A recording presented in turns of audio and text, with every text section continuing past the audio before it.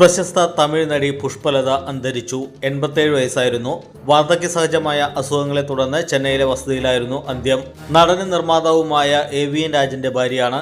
1958 പുറത്തിറങ്ങിയ ചെങ്കോട്ടെ സിംഗം എന്ന ചിത്രത്തിലൂടെയാണ് പുഷ്പലത തമിഴ് സിനിമയിൽ അരങ്ങേറ്റം കുറിച്ചത്. MGR, ശിവാജി ഗണേശൻ തുടങ്ങിയ പ്രമുഖ അഭിനേതാക്കൾക്കൊപ്പം 100-ലധികം ചിത്രങ്ങളിൽ അഭിനയിച്ചിട്ടുണ്ട്. തമിഴ് കൂടാതെ തെലുങ്ക്, മലയാളം, ഹിന്ദി, കന്നഡ ഭാഷകളിലെ സിനിമകളും അഭിനയിച്ചിട്ടുണ്ട്. രജനികാന്തിന്റെ ഞാൻ അടിമൈ അല്ലൈ, കമൽഹാസന്റെ കല്യാണരാമൻ, സകലകലാവല്ലഭൻ തുടങ്ങിയ ചിത്രങ്ങളിൽ ശ്രദ്ധേയമായ വേഷങ്ങൾ ചെയ്തിട്ടുണ്ട്. 1964 ലെക്സോ പരസ്യങ്ങളുടെ മോഡലായി ഞാനും ഒരു പെണ്ണ് എന്ന സിനിമയുടെ ചിത്രീകരണത്തിനിടെ AVN രാജനുമായി പ്രണയത്തിലാകുകയും പിന്നീട് ഇരുവരും വിവാഹിതരാകുകയും ചെയ്തു. ദമ്പതികൾക്ക് 2 പെൺമക്കളുണ്ട്. 1970 മുതൽ പുഷ്പലത നിരവധി ചിത്രങ്ങളിൽ സഹതാരമായി അഭിനയിച്ചു.